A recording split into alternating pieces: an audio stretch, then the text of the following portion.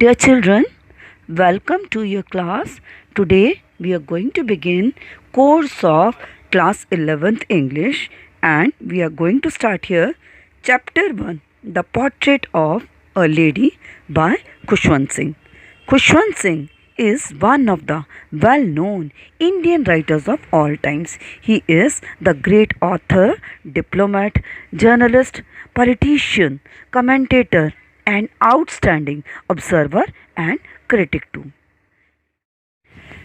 This chapter, The Portrait of a Lady, is a part of his autobiography. Here, the author has drawn the pen portrait of his grandmother. He has beautifully unfolded his relationship with his old grandmother, but it has undergone several changes in his life. This lesson is a loving tribute from a grandson to his grandmother. This is a realistic account how our grandparents they give all their time, attention and affection to their grandchildren. Let's now see this story.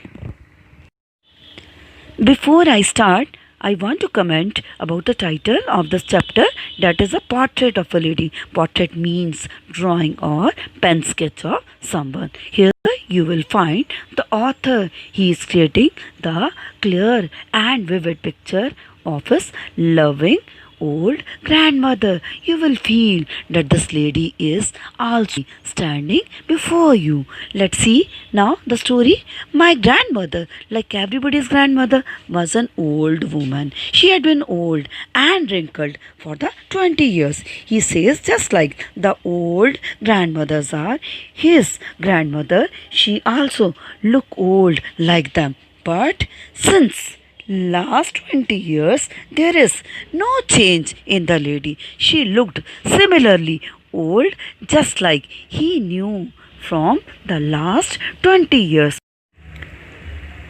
My grandfather's portrait hung above the mantelpiece in the drawing room. He wore a big turban and loose-fitting clothes. Mantelpiece means a shelf lying just above the fireplace. The author here describes about the picture of his grandfather which is hung in the drawing room above the shelf over there. He wore the big turban like the Sikhs and he used to wear the loose fitting clothes. His long white beard covered the best part of his chest, and this old man has long and grey beard which is covering the best part of his front body, and he looked at least 100 years old. While looking at the long white beard, it seemed this man could be of the age of at least 100 years.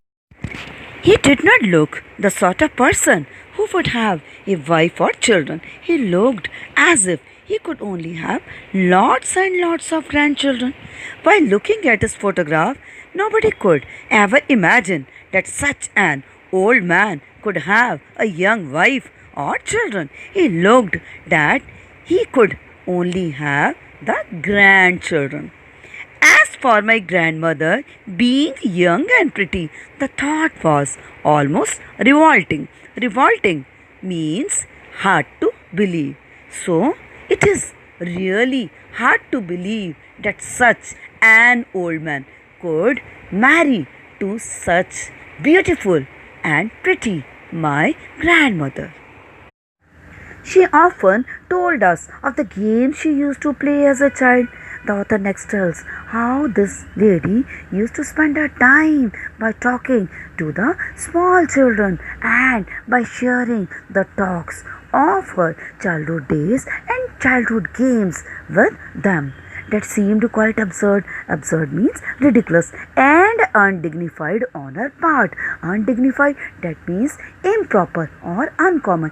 He says it seemed to be quite silly and improper that the person of her old age used to talk this way to the little kids, and we treated it like the fables of the prophets.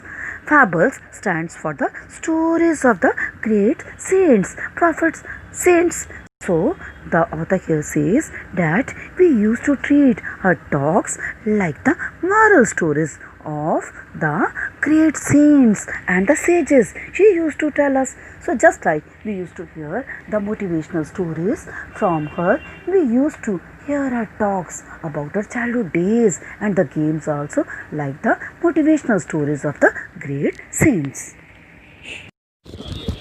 In the second paragraph, you will notice the character sketch of the grandmother and about a routine. Let's see. She had always been short and fat and slightly bent. The author says that the old grandmother was short heighted, fat, and had the slightly bent body structure. Her face was a crisscross of wrinkles. Crisscross stands for the cross marks. He says the face of that old lady was full of wrinkles running from everywhere to everywhere. He says wherever you will look at her face, you will find the wrinkle marks that shows the very old age of the lady. No, we were certain that she had always been as we had known her. He says, I feel from the beginning we are looking and observing the same old age of this lady. Old, so terribly old that she could not have grown older. So he explains here, I feel that from my childhood I am observing the same old look of the lady. There is not a bit change over her age and had stayed at the same age for 20 years. He said, since last 20 years he is observing her face. I feel she had stuck to the same age of her life. She could never have been pretty, but she was always beautiful. He says, I think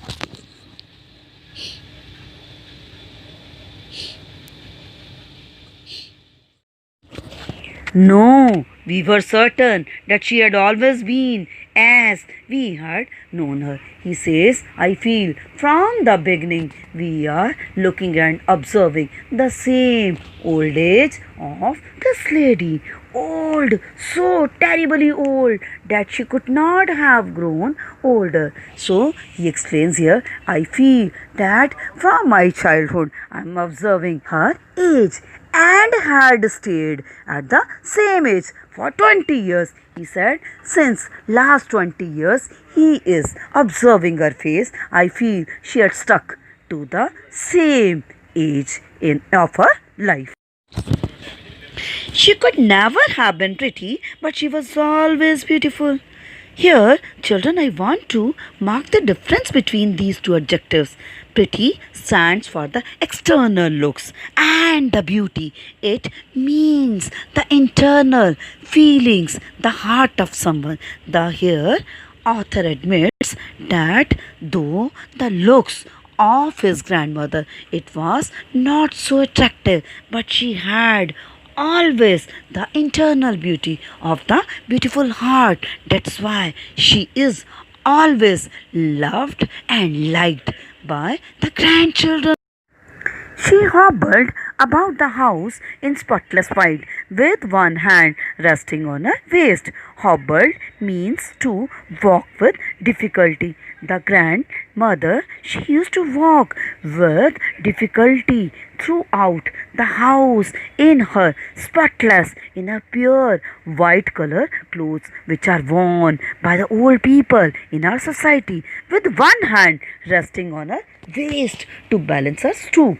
Stoop is the body posture when you have the bended body. So she used to keep one hand resting on her waist to control her balance and the other telling the beads of a rosary. Rosary is a string used by the religious person to count the number to chant the God's name. So one hand she kept on her waist to control her balance, and in another she used to keep this rosary to remember the God's name. Her silver locks were scattered untidily over her pale puckered face, and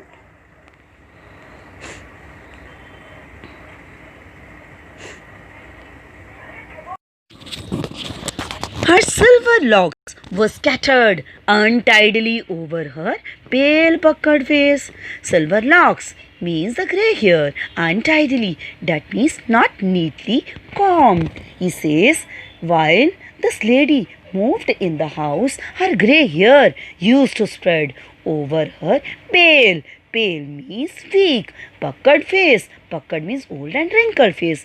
While her movement again and again, her hair used to spread over her old and weak face as they were not neatly combed, and her lips constantly moved in the inaudible prayer. Inaudible means a sound that cannot be heard by anyone. He says all the time, her lips continuously moved in the prayers and in the God's name.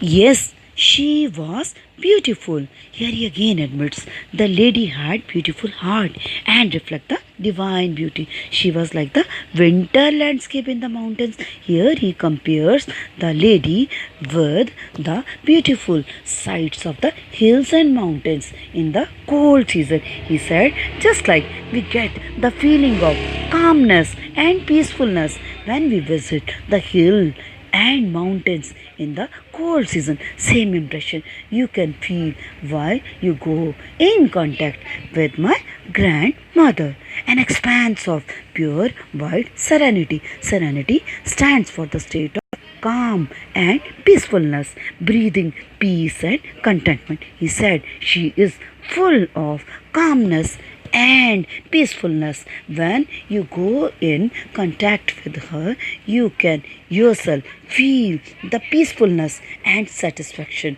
to your minds. So this is the reason all the children of the house, they are fond of their loving grandmother. In the further part of the story, you will observe the three different phases of author's relationship with his grandmother. First, we'll start at the village side. Let's read.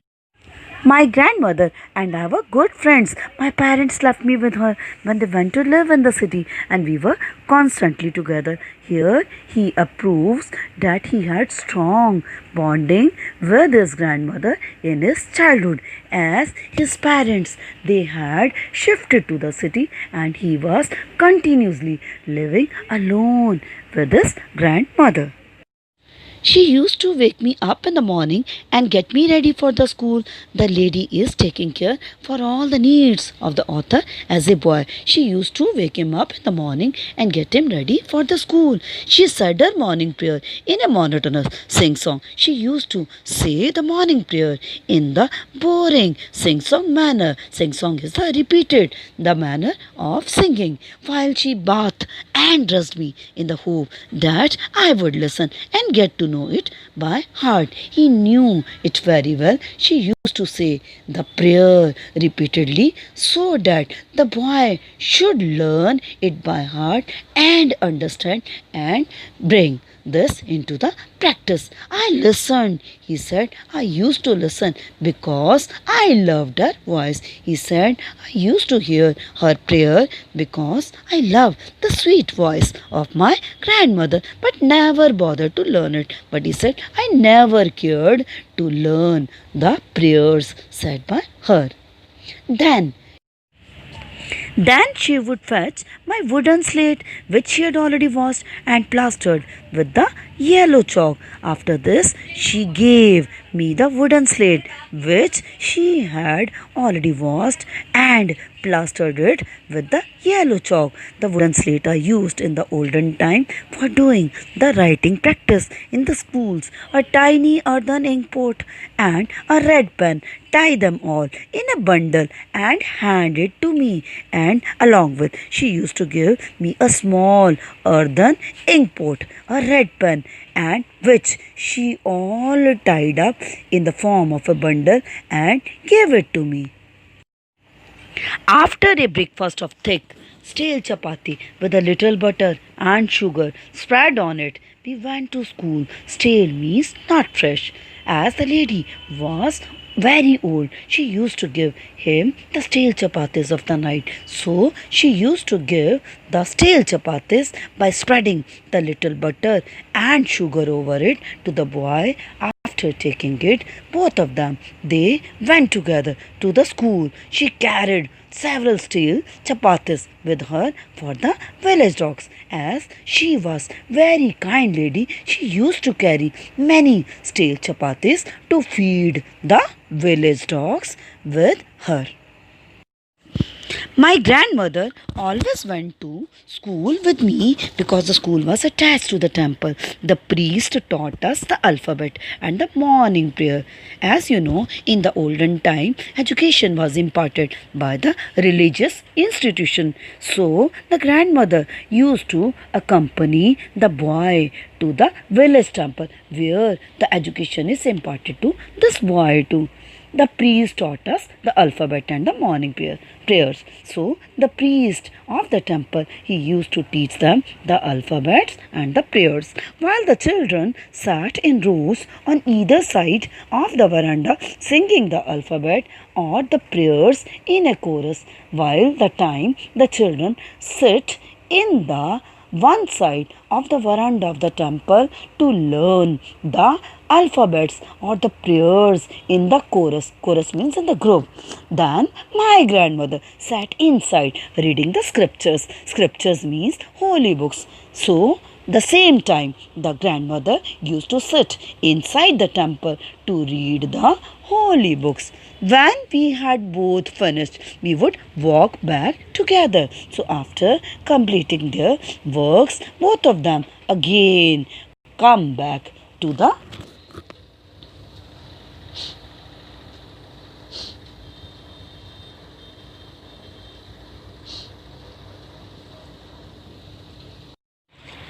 while the children sat in rows on either side of the veranda, singing the alphabets or prayer in a chorus.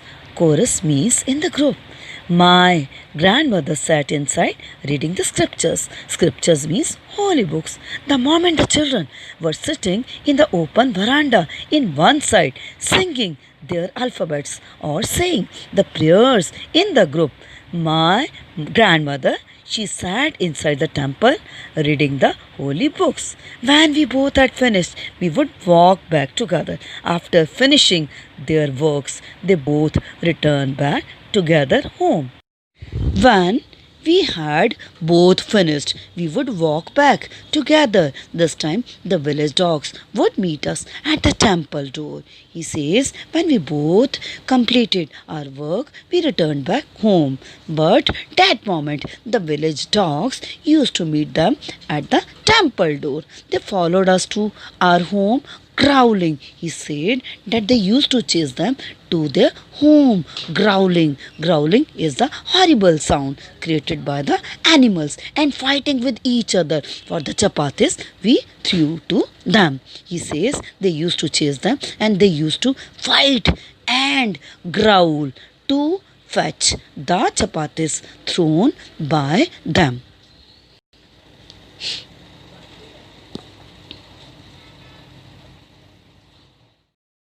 When my parents were comfortably settled in the city, they sang for us. Here the author shares when his parents were settled properly in the city, they called the boy with his old grandmother there. That was a turning point in our friendship. He said this was a time of drastic change in our relationship. Although we shared the same room, my grandmother no longer came to school with me. Now she cannot drop the boy to the school. I used to go to an English school in a motor bus as the boy went to his English school in his school bus. There were no dogs in the street.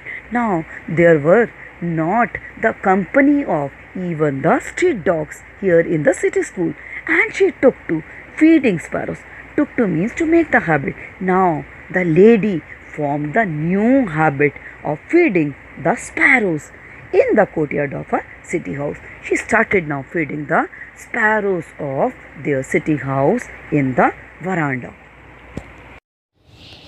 As the years rolled by, we saw less of each other. For some time, she continued to wake me up and get me ready for the school. He says now the role of his grandmother in his upbringing now reduced. She now got very less chance to see the grandchild. For some time, she tried to wake him up and get him ready for the school. When I came back, she would ask me what the teacher had taught me, and in the beginning time, she tried to inquire about my daily activity of the school. She tried to know what was taught there in my English school.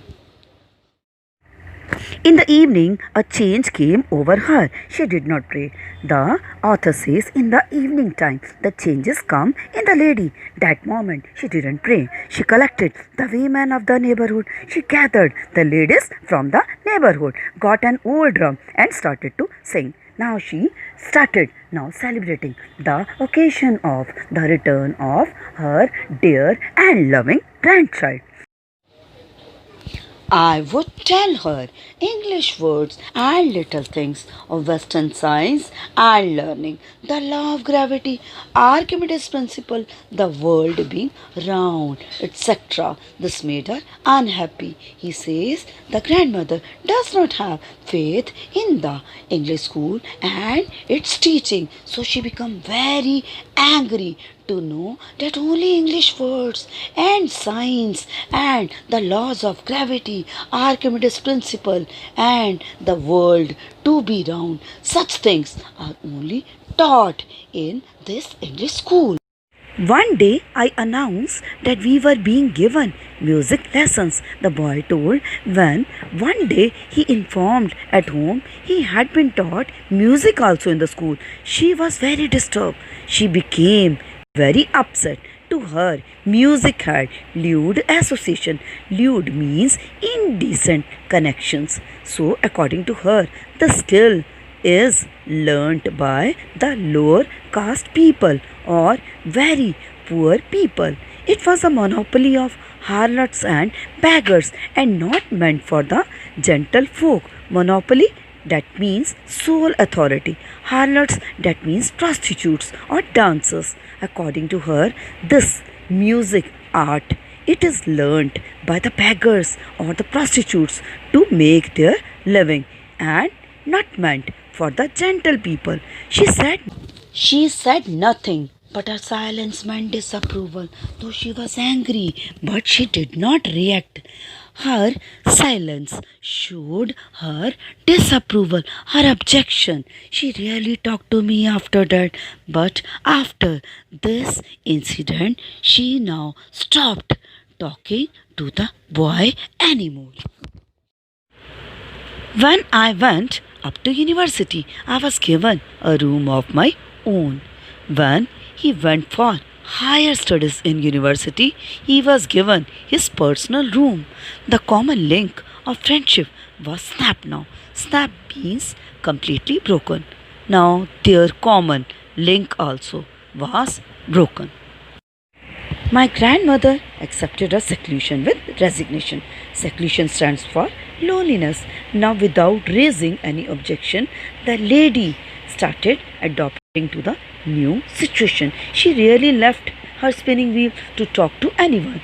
She formed the new routine of sitting by the side of a spinning wheel. Spinning wheel, it is a household machine with a wheel attached for spinning the yarn.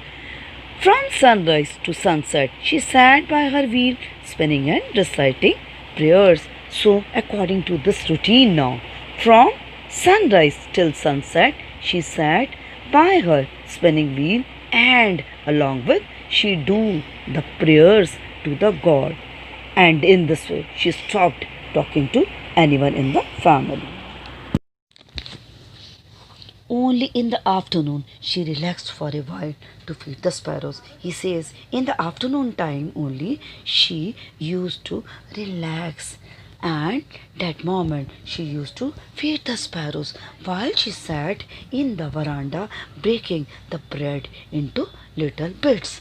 That moment she used to sit in the veranda and broke the bread into the small pieces.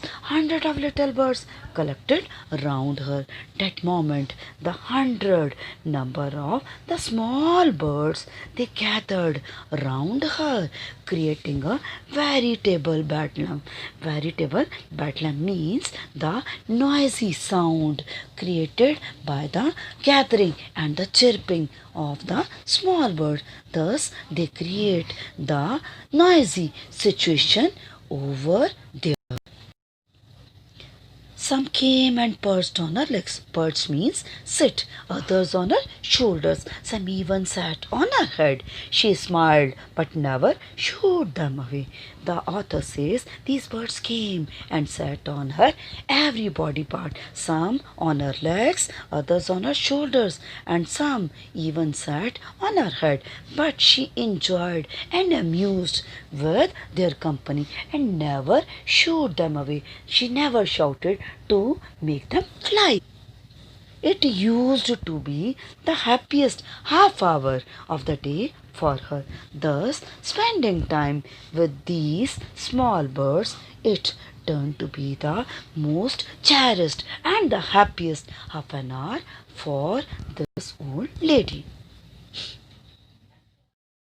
In the next paragraph, you will get the detail of authors visiting abroad for his higher studies. See now, when I decided to go abroad for further studies, I was sure my grandmother would be upset. He thought, as the grandmother, she was very close and attached to him, she would be upset and broken at his departure to the abroad. I would be away for 5 years, and at her age, one could never tell. He says that as he had to stay for the long periods of 5 years here, he thought that the lady could not wait for such a long period. But my grandmother could, but she waited.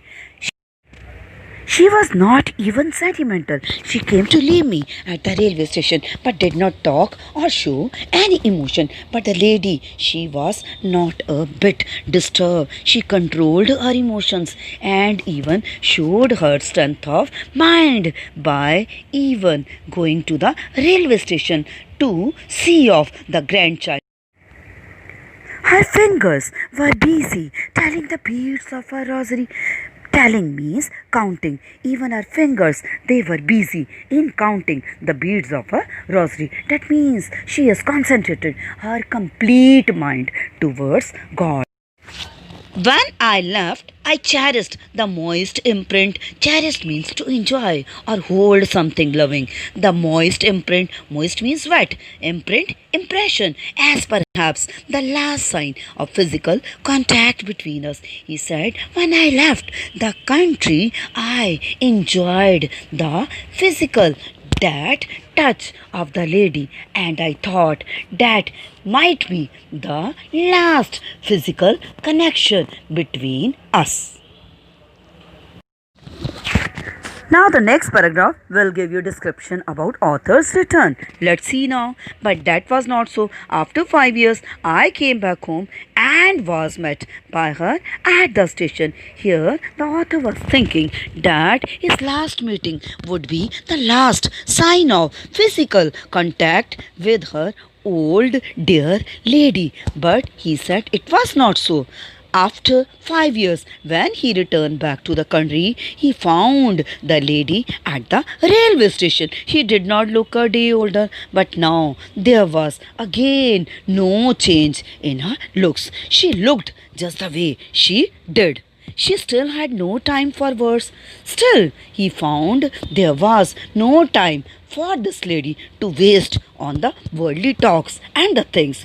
And while she clasp means to hold tightly, and the moment she saw the grandchild, she held him tightly in her arms. I could hear her reciting her prayers. That moment also, the author says he found the lady, she was remembering God and doing her prayers. Even on the first day of my arrival. He That said moment that he noticed also she on was his busy first day of with arrival her that loving the sparrows only happiest and time for the making lady the was pretension to do to what? be Her happiest angry with moments them. were with her Frivolous sparrows. rebukes Again, stand for her to happiest pretend to moments be was angry. to spend her time with her small birds, whom she fed longer, whom she was now feeding for the long time, and with frivolous rebukes. Frivolous rebukes means to be angry with someone. Here she makes the post to be angry with sparrows. In the evening, a change came over her. She did not pray. The author says, in the evening time, the changes come in the lady. That moment, she didn't pray. She collected the women of the neighborhood. She gathered the ladies from the neighborhood, got an old drum, and started to sing. Now she started now celebrating the occasion of the return of her dear and loving grandchild. For several hours, she thumped the sagging skins of the dilapidated drum. Dilapidated drum is the broken drum. Thus, the old grandmother, she beat on the loose surface of the broken drum for the long hours that day and sang of the homecoming of warriors and sang the songs which are sung in the welcome of the great warriors after the victory in the war. We have to persuade her to stop to avoid overstraining. He said that the whole family they tried to convince the lady to stop this exertion. That was the first time since I had known that she didn't pray. So this was the first time he had seen in his life the lady she didn't sing. Thus, for the first time in her life, the lady did not follow her life routine. It was really surprising for the author. See the next paragraph. The next morning, she was taken ill. It was a mild fever. The doctor told us that it would go. Now, here you will find about the death of the grandmother. The author says due to this exertion of the celebration the old lady she fell sick and the doctor advised that it would recover very soon as it was a mild fever. But my grandmother thought differently. She told us that her end was near.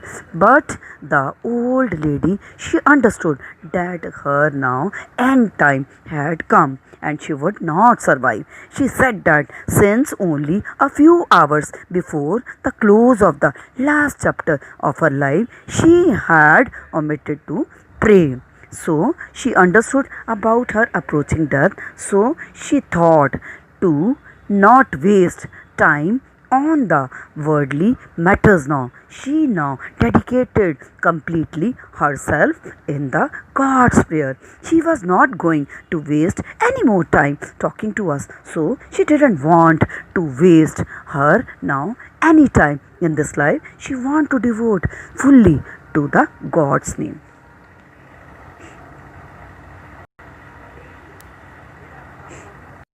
We protested, but she ignored our protest. She lay peacefully in bed, praying and telling her beads. When all the family members again looked at her doing exertion and doing the prayer, they tried to oppose. But she lay down peacefully on her bed and started counting the beads on her rosary. Even before we could suspect, her lips stopped moving. But before any family member could doubt, her lips stopped and the rosary fell from her lifeless fingers, and suddenly her fingers became lifeless. A peaceful pallor appeared on her face, and we knew that she was dead. Now they found there is very calm expression on her face, and now the family was confirmed she was no more in life. In the concluding part, you will notice how even the sparrows they mourn over the death of the Divine Lady. Let's see. We lifted her off the bed, and as is customary. Customary means tradition. So just like is the custom, now her dead body is now removed from the bed, laid her on the ground, and it was now kept on the ground and covered her with a red shroud. Shroud means coffin or the piece of cloth which is used to wrap the dead body. So her body was now covered with the red coffin. After a few hours of mourning, we left her alone to make arrangements for her funeral. Funeral is a custom of burning dead bodies in a country. So after expressing their sorrow over the loss of the grandmother, we started now completing the process of her final rites. In the evening, we went to a room with a crude stretcher. Crude stretcher. It is a rough sort of the bed. So when they went to her room with this now stretcher to take her to be cremated, it is a process of disposing of the dead bodies by burning it. So when they went there, while taking the crude stretcher for taking her for the cremation, they were surprised. What was there? Let's see. The sun was setting and had lit her room and veranda with a blaze of golden light. Blaze stands for a very large burning sort of the light. As it was a sunsetting time, now the golden and the bright rays of the sunlight, now it brightened and light the room of the grandmother and all over the place of the veranda. We stopped halfway in the courtyard. Courtyard, that means veranda. But they saw a very strange sight in the veranda of their house. All over the veranda and in her room, right up to where she lay dead and stiff, wrapped in the red shroud. He says that we saw that all over the place of veranda and all in a room there was a very strange and weird sight. What was there? The thousands of sparrows sat scattered on the floor. Scattered means spread.